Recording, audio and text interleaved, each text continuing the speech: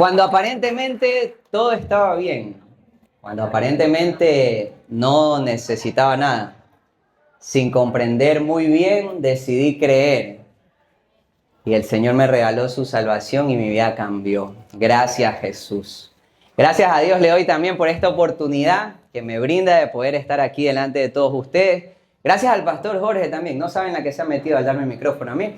Pero bueno, le damos gracias a Dios también porque sé que seguro va a ser un tiempo de bendición para todos nosotros y un tiempo también de edificación para su iglesia, Coincidencialmente, nuestra última reunión masiva de jóvenes en nuestra antigua sede tenía por título Vamos Iglesia. Topaba algunos puntos de una conferencia del doctor Lucas Leith. Y hoy estamos próximos a cumplir un año aquí en La Bota, ¿sí sabían? Coincidencialmente. Y creí pertinente hablar acerca de la iglesia. Muchos de los que estamos aquí, o quizás todos, hemos tenido alguna experiencia con la iglesia. Y a veces juzgamos a la iglesia de acuerdo con nuestras experiencias. Si tú has tenido una buena experiencia con la iglesia, probablemente tú tengas un concepto bueno de la iglesia.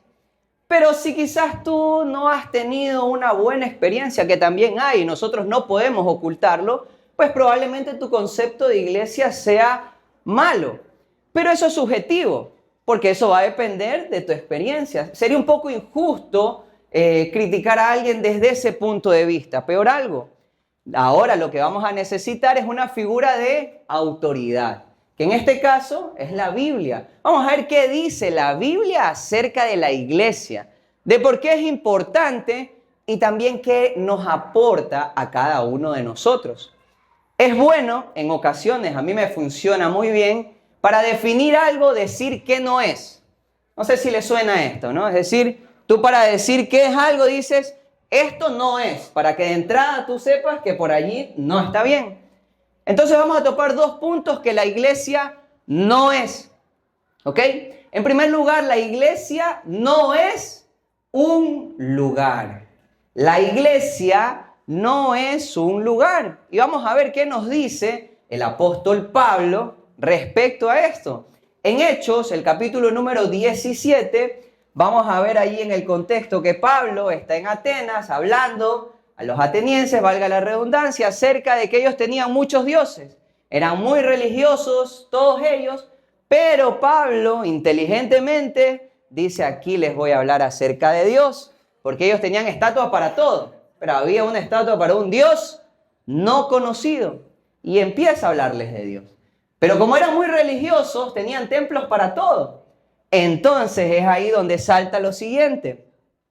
¿Puedes avanzar, primo, por favor? Gracias. O creo que me pasé, primo. Retrocede. Pablo se puso de pie ante los de la junta y les dijo, habitantes de Atenas, he notado que ustedes son muy religiosos. Mientras caminaba por la ciudad vi que ustedes adoran a muchos dioses. Y hasta que encontré un altar dedicado al Dios desconocido. Pues ese Dios que ustedes honran sin conocerlo es el Dios del que yo les hablo. Es el Dios que hizo el mundo y todo lo que hay en él. Es el dueño del cielo y de la tierra y no vive en templos hechos por humanos. A veces tenemos el concepto de que iglesia es el lugar donde Dios habita, donde Dios está, o por lo menos donde su presencia se siente con mayor intensidad. Y si queremos tomar eso como un concepto, Pablo mismo dice que cada uno de nosotros entonces y que nuestros cuerpos son o es el templo del Espíritu Santo. Desde ese punto de vista, entonces, la iglesia no es un lugar, sino que cada uno de nosotros somos iglesia o es la iglesia. ¿Puedes decir, yo soy la iglesia? Yo soy la iglesia. Eso como punto número 1. Como punto número 2, la iglesia no es el lugar de personas perfectas. Y perdón que los desilusione a algunos, perdónenme, de verdad, perdónenme. La iglesia no es el lugar de las personas buenas. A veces creemos, ¿no? El cristiano es una buena persona, entonces el no cristiano es un desgraciado, es un malvado, un infeliz. Pero ¿será que eso es lo que nos diferencia unos de otros? Pero para eso vayamos también a lo que dice Pablo. Vamos a Romanos, el capítulo número 5. Y aquí sí podemos ir un poco más adelante, primo. Perdóname que te haga correr. Al siguiente. Al siguiente. Versículo 6. Gracias. Cuando nosotros, los pecadores, no podíamos salvarnos, Cristo murió por nosotros. Murió en el momento elegido por Dios. En realidad, ojo con lo que dice, no es fácil que alguien esté dispuesto a dar su vida por otra persona, aunque sea buena y honrada. Tal vez podríamos encontrar a alguien que diera su vida por alguna persona realmente buena. Pero Dios nos demostró su gran amor al enviar a Jesucristo a morir por nosotros, a pesar de que nosotros todavía éramos pecadores. Probablemente la diferencia inicial entre una persona cristiana y no cristiana radica en una cosa. En que la persona cristiana, o que se convierte a Cristo, ha reconocido que por sus propios medios no puede salvarse. Que se da cuenta que por sí mismo no puede hacerlo. Y por eso deposita su confianza, su fe, en Jesucristo, para que sea Él quien le salve y no sus propios medios. Hoy en día ronda en la humanidad, en todo el mundo, un concepto de que todos los seres humanos son buenos. Por ahí hay unos cuantos fichas, unos cuantos cromos, pero todos los demás son buenos. Pero eso no dice la Biblia, ¿o sí? La Biblia dice que todos somos pecadores. Todos. Y más bien, que la única forma de salvarnos es a través de Jesucristo. Esa es la diferencia entonces entre un cristiano. Dicho sea de paso, el mismo Señor Jesucristo lo dijo. Aquel que cree en Jesús tiene la vida. El que no, dice, ha sido condenado. ¿Pero por qué ha sido condenado? ¿Solamente por qué? Porque no creyó en Jesús. Entonces la iglesia no es el grupo de personas perfectas que se reúnen los domingos a hablar de su perfección y de sus buenas obras, sino el grupo de personas que reconoce que sin Dios no son nada, que su vida está destinada al infierno, pero que han decidido confiar y depositar toda su confianza en Dios, en Jesús, para que Él los salve. Desde ese punto de vista, entonces, somos iglesia. Repita conmigo, somos iglesia. Claro, primero entonces, démosle un fuerte aplauso a Dios.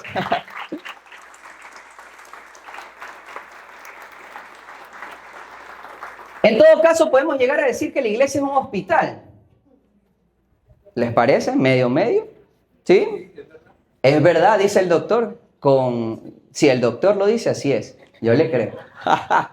Claro. Podemos decir entonces que la iglesia es un hospital. Y en un hospital no se alarman por los heridos. No es que dicen, ¡ay, llegó un herido! No, ¿o sí? No, la doctora Sarita estaba atendiendo a Josué esta semana y decía, yo estoy en mi salsa. Porque a mí me gusta el área de urgencias, atender a los enfermos ahí en vivo y en directo. ¡Qué chévere! Nosotros, como un hospital, no podemos alarmarnos por las personas. ¡Ay! ¡No! ¿Qué tenemos que hacer inmediatamente? Atenderles. Qué bonita palabra suena esa, ¿eh? Atenderles. ¿Por qué? No porque yo sea un doctor, sino porque yo también soy un enfermo que estoy en recuperación. Probablemente llegué antes que él. O probablemente mi proceso esté un poco más avanzado. Pero sigo siendo un enfermo. De hecho, Pablo decía que él no decía que ya había alcanzado la meta. Él dice, yo continúo. Porque es un proceso que dura, bueno, hasta que Cristo venga. Así es. Entonces yo no me puedo dar alarde de lo que yo soy, más bien tengo que ir y atender al que está llegando, ¿ok? Entonces, desde ese punto de vista, la iglesia no es un lugar, cada uno de nosotros es la iglesia. Y número 2, no es el grupo de personas perfectas, en tal caso es el grupo de personas que ha reconocido que solo no puede y por eso necesita ayuda de un Salvador y que este caso es Jesucristo. Amén. ¿Qué aporta la iglesia? Miren que el pastor semanas atrás nos estaba hablando puntos importantes acerca de qué ha aportado la iglesia y qué han aportado los cristianos al mundo. Hoy yo quiero hablarte de qué aporta la iglesia a nosotros de manera personal e individual. Vamos a la palabra de Dios, a Efesios capítulo número 2, versículo 19. Y dice, por eso ante Dios ustedes ya no son extranjeros. Al contrario, ahora forman parte de su pueblo y tienen todos los derechos. Ahora son de la familia. Quiere decir que pertenecemos entonces a una familia de fe.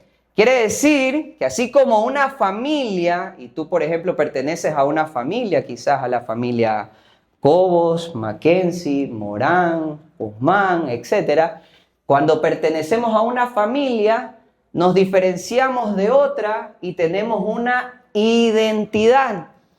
Cuando pertenecemos a Dios, pertenecemos a su familia y Él nos ha dado una identidad. Y esa identidad es que cada uno de nosotros somos hijos de Dios. Que cada uno de nosotros somos hijos de Dios. Y así como en la familia corre la misma sangre, en nuestra familia también corre la sangre de Cristo. Y esa es la sangre que nos une a todos nosotros como hermanos. Si bien es cierto, aquí en esta iglesia no estilamos llamarnos hermanos, a menos de que no te sepas el nombre de la persona. Ahí es válido, lo he utilizado yo también. Tú vas viniendo y ¿cómo se llama el flaquito ese? Hermano, mi hermano, y si quieres como que lamparosear, mi brother, ¿cómo se llama? No tengo la menor idea, pero mi hermano. Entonces, nosotros como familia tratamos de aprendernos nuestros nombres. De hecho, cuando alguien te diga hermano, dile yo me llamo Álvaro, o dile tu nombre, ¿no? Dice yo me llamo, por si acaso te hayas olvidado nada más, a veces sí suele pasar. ¿Ok? Entonces la iglesia no es un lugar al que nosotros asistimos, sino que la iglesia es una familia a la cual pertenecer. Esa frase es muy bonita. La iglesia no es un lugar al que asistir, sino una familia a la cual pertenecer. La iglesia es el gran nivelador. ¿Y a qué me refiero con esto? Mira que hay una historia, dice que había un pueblo que estaba en guerra, su rey estaba muy preocupado, la cosa no iba bien. Y él decide ir a la iglesia, ir a orar. Pero para ir a orar decide ir en la hora en la que menos gente va, para que nadie lo vea. Sentía vergüenza. Entonces se acerca a esa hora, va a la iglesia, se pone cerquita de la cruz y empieza a orar. Lamentablemente para él, justo a esa hora, un campesino muy humilde había decidido también ir a la iglesia. Va entrando, va avanzando las banquetas, cuando se da cuenta que estaba el rey. Dio media vuelta y dijo, aquí me voy. El rey se percata de lo que está pasando, se para y le dice, hey, ven acá, no te vayas. Siéntate al lado mío. Debajo de esa cruz todos somos iguales.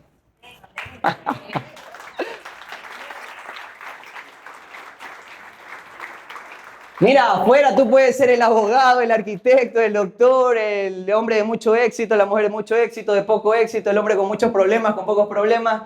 Hermano, llegamos a la iglesia, somos iglesia y cada uno de nosotros tiene el mejor título que se le puede otorgar al ser humano y es ser hecho hijos de Dios. Todo lo demás, dice Pablo, lo he tomado por basura. La iglesia es el gran nivelador. Todos estamos al mismo lugar porque somos hermanos, tenemos un mismo Padre y es nuestro Dios. Entonces la iglesia otorga identidad, pero la iglesia como una familia otorga crecimiento también. ¿Sí? Formación, porque es parte de una familia que vaya formando a sus miembros. Dentro de esa formación, por supuesto, debe reinar el amor. Miren ustedes qué casualidad. Dice Jesús que la característica más importante de los discípulos o que la gente va a reconocer que son discípulos de Jesús, decía que era una cosa. Decía, la gente va a reconocer que ustedes son mis discípulos cuando se amen los unos a los otros. Qué interesante. Qué interesante porque no ocupó otra característica. Pudiera haber ocupado muchas más o no. Porque los discípulos de Jesús tienen más características que esas. Pero él dice, van a saber que ustedes son mis discípulos cuando se amen los unos a los otros. La característica de familia de fe es el amor. Así debe ser la característica de la iglesia. La iglesia ama a las personas, porque esa es la característica que tiene Dios y que tiene Cristo, el amor. Pero no solo eso, en una familia, en la formación hay amor y también, por supuesto, hay crecimiento. Así como un bebé, cuando nace, no esperamos que quede bebé toda la vida, ¿verdad? Luego viene un niño, luego es un preadolescente, luego es un adolescente, un joven y se convierte en un adulto. Y eso es un proceso natural. En la iglesia, el crecimiento debe darse de manera natural. Jesús en Juan 15, al hablar de la vid verdadera, Él dijo que nosotros estamos llamados para llevar fruto y que nuestro fruto permanezca. Entonces, el crecimiento en un cristiano debe darse de manera natural. Inicio de espacio publicitario. En Familia de Fe, nosotros tenemos muchos espacios donde hemos creado para tu formación. Academia de Líderes. Es un espacio pensado para tu formación como nuevo creyente. ¿No sabes orar? Pues, ¿qué crees que tienes que empezar a hacer? A orar. Es como el que dice, no sé andar en bicicleta. Montando un carro no aprendes a andar en bicicleta, por si acaso. Tenemos GAE, Grupo de Apoyo Espiritual. ¿Quieres aprender a orar? Ahí está el GAE. ¿Quieres derramar tu corazón en adoración, clamar a Dios? Tiempo de clamor. Oye, quiero fortalecer mis amistades, quiero tener amistades sólidas, buenas amistades. Grupo de conexión. Oye, creo que necesito tomar una decisión importante en mi vida, no sé qué hacer. Consejería. Oye, de verdad, yo me doy cuenta que mi vida necesita un cambio. Discipulado. Y con eso voy a conectar al siguiente punto. Dentro de la formación de un cristiano, aparte de que está el amor que otorga la iglesia, aparte del crecimiento que otorga la iglesia, también está la corrección. Y yo sé que a los niños no les agrada la corrección, ¿sí o no? Los niños se ponen bravísimos, hacen berrinche cuando los corrigen. Y los adultos, peor iba a decir yo, pero bueno, dijo también, está bien, vamos a darle suave, también ya, peor. Si a los niños no les gusta que los corrijan, a los adultos es peor. Sí me entendieron, ¿no? Es peor. Pero ¿sabes cuál es el inconveniente? Tú tienes que permitirte que voces correctas hablen a tu vida. Porque si no va a ser como Proverbios lo dice, que se cree sabio en su propia opinión. Entonces, bajo tu opinión, todo está bien. ¿Quién bajo su opinión va a decir que está mal? No, yo estoy perfecto. Pero para eso necesitamos otras personas, otras voces que vean desde afuera y nos digan, o sea, sí estás bien para no desilusionarte, pero te hace falta esto. A veces son sutiles, ¿no? Aunque a veces la verdad duele también, ¿no? Así es. Pero mira lo que dice la palabra de Dios. En Hebreos 12, el versículo 6 dice, Dios corrige y castiga a todo aquel que ama y que considera su hijo. Quiere decir que si tú te consideras un hijo de Dios, la corrección es necesaria. Y Dios te ama y por eso te va a corregir. Momento cultural. Ya antes fue inicio de espacio publicitario, ahora vamos, momento cultural. No le avisé al primo, sino lanzaba la canción. Tan, tan, tan, tan, tararán, tararán, tan. Bueno, acerca del discipulado, bueno, yo he leído algunas cositas. Me gusta el tema del discipulado mucho y he creado un concepto entre algunos que he escuchado, ¿no?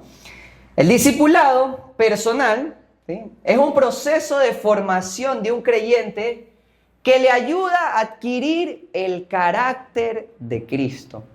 A veces tú crees que tener un líder o un pastor te va a hacer como él, pero el propósito del discipulado es fomentar en el nuevo creyente no el carácter del pastor, ni de la pastora, ni de los líderes de la casa, sino formar el carácter de Cristo. Porque todos somos discípulos de Cristo. Entonces el proceso de discipulado es un proceso donde Dios va a formar tu vida para que tú adquieras el carácter de Cristo. Y es por eso importante el tema del discipulado. Al final vamos a hacer un ejercicio bastante interesante, así que te pido que te mantengas atento. Ahora sí vamos a empezar con la temática, ¿ya? Ahora sí vamos a empezar con el tema. Tenía que explicar estos puntos anteriormente porque si no, no me iban a entender lo que vamos a hablar ahora. Y también tenía que cubrir el tiempo que me dio el pastor. Entonces, por esas dos cosas ustedes me van a ayudar, ¿ya? Hoy día, ¿cómo se llamaba la temática? ¿Vieron cuando recibieron el mensaje? Sí, volviendo, la mesa, por ahí va. Volvamos a las mesas, ¿sí? Volvamos a las mesas, así se llama. Qué interesante. Robert Carris, un teólogo, escritor, dice que en el Evangelio de Lucas, y ojo con esto, hace un comentario bien chévere.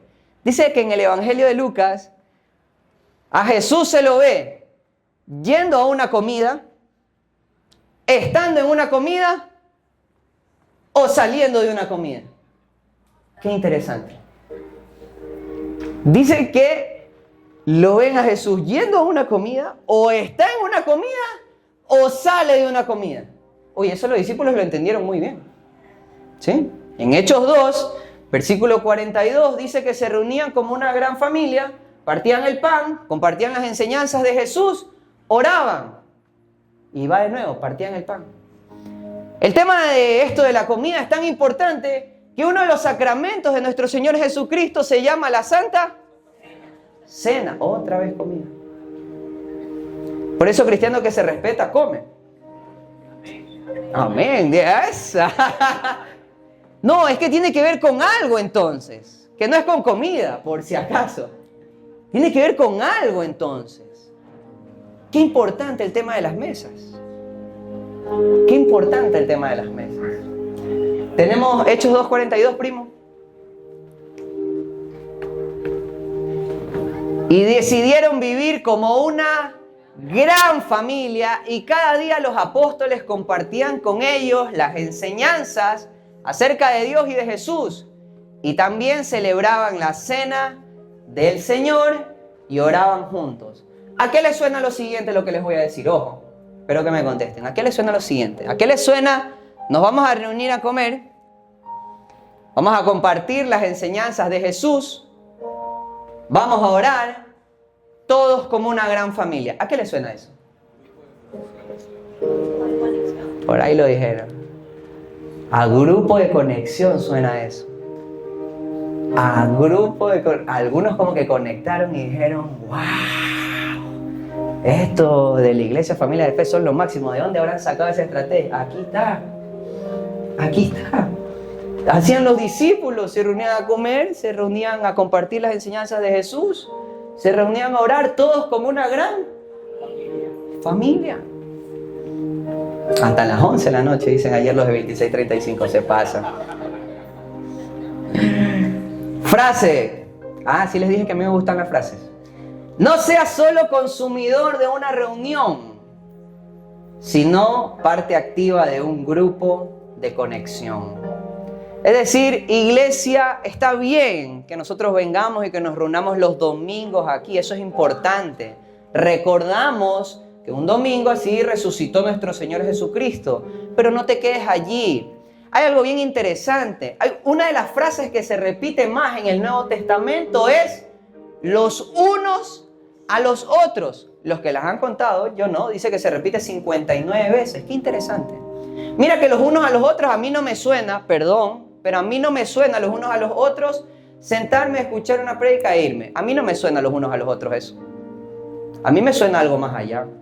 A mí los unos a los otros me suena algo relacional, a que yo te conozco, sé quién eres, sé quién es tu familia, sé en qué trabajas, sé a qué te dedicas, sé también tus problemas, puedo orar por ellos. A mí me suena eso los unos a los otros, no sé ustedes.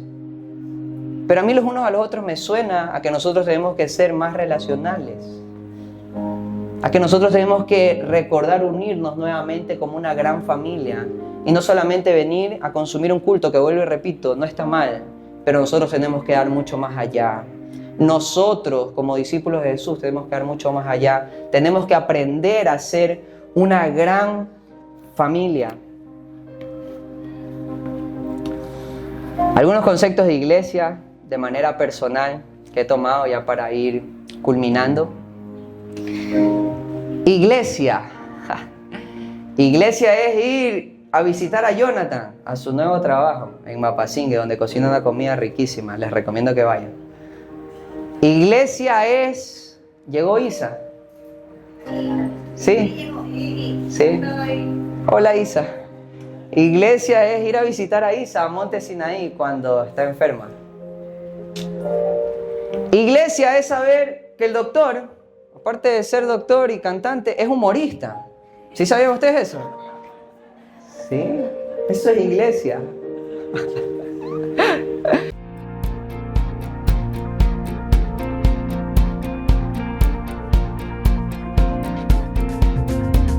Llamados a anunciar el reino y su verdad con todo su esplendor. Vamos en busca de ti, guiados por el Señor, cantamos a un